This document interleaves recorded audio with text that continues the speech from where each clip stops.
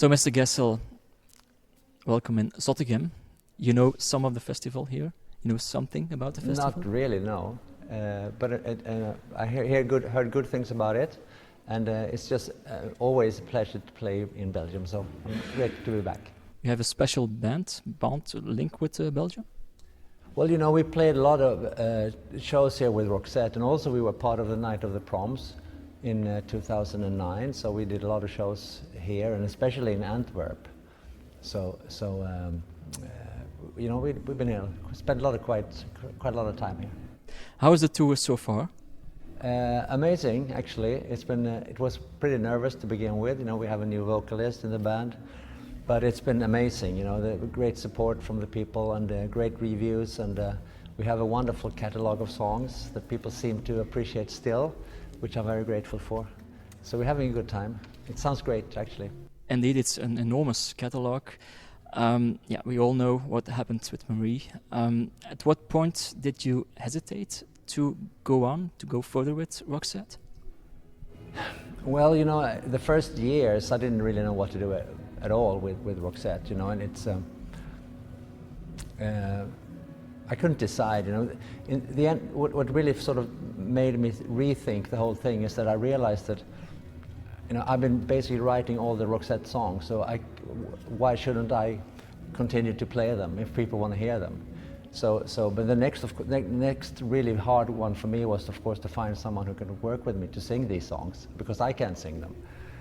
You can some of the songs. Some of them, yeah. Well, and I actually made a duet album in Swedish last year, and Lena Philipsson was one of the girls who helped me sing. And in the studio, I just felt like, wow, she's so good. You know, she could actually sing the tricky songs like, you know, Spending My Time, Queen of Rain, Listen to Your Heart, Fading Like a Flower, songs that are pretty difficult to sing. So I thought about it for a while, and then I contacted her and asked her the question, and she basically fell off the chair, of course. But it was in my apartment up in Stockholm.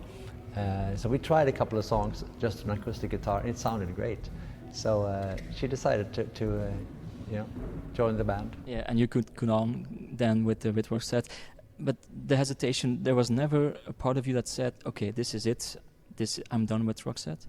Well, to begin with, when Marie passed away, I felt like that, you know, I have to do something else, which I did, you know. I have a Swedish band ever since I was a teenager that still goes on and off, you know, and I have solo stuff going on as well. So I had other things to do, and that's a Roxette musical, as you know, that's going really well. So I've been busy. It's just that after a couple of years, I just felt like it should be so wonderful to play these Roxette songs again, you know, and how should I do that? And also I tried to contact the original members of the band, you know, Clarence Overman, Jonas Isaksson. Unfortunately, we lost our drummer a couple of years ago as well. He died. But some of the band are here as well, joining Roxette. Absolutely, still. yeah. So everyone's loved the idea of go on the road again. So what Roxette is about today is we're not making new music. We're here to sort of celebrate the catalog of Roxette's history. So it's a bit of a nostalgic thing for all of us. We're not here to promote any new record. We're here to play the old songs, basically. You once said, I'm looking as a fan. Going to a concert, fans are looking to have the hits. That's what you're doing now. Yeah, exactly. So we're like a jukebox of Roxette songs. No, but it's good, and I think that's if I go and see like a vintage act like a Springsteen or McCartney or Coldplay or U2 or whatever, I want to hear my favorite songs. I don't want to hear like 20 songs that I don't know or not interested in. So I just feel like I'm being a fan. I know that the Roxette fans appreciate this as well. You basically wrote all the songs, all the famous songs of Roxette. Do you have like a top 5? Could you say some of your favorites? I like Queen of Rain. I like The Look, because it's such a crazy song, and the way it was written, fooling around with a new synthesizer, and you know, coming up with these crazy lyrics. I just made them up to remember the rhythm, but then I kept them and I continued working on them. So it just became a wonderful song. There's so many songs, you know. I like spending my time. It's also a great song. I like the idea of a lyric that starts in the morning, ends in the evening. And it's written the exact same day as Listen to Your Heart, or it must have been love. Joyride. Joyride, that is true.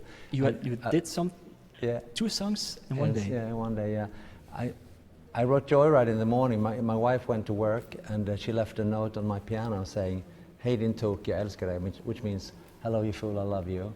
And I said, "Wow, that's such a catchy phrase. I have to use that in the song." So I started writing Joyride.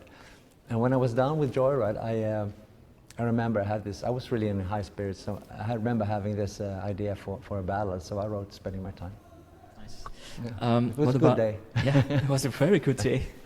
What about my favorite, June Afternoon? Okay, June Afternoon. Yeah, that's a good choice. It was actually written for my first solo album, but we you know, Roxette took a break in '95 when Marie had her second child. So I started working on an English solo album called The World According to Gessle, which came out in '97. So June Afternoon was actually written for that album. But then we decided to do a Roxette compilation album, and we needed some new tracks. So I changed my mind, put June Afternoon into the Roxette catalog instead. How does it feel to have all these songs, these hits, world famous, world known?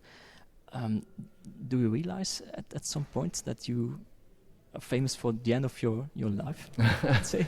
No, I don't try to think like that, but we had a fantastic career, I know that, and sitting here after all these decades and people still cherish these songs, and you know, people have got married to them and they had kids to them, and you know, it's just so many positive vibes around these songs.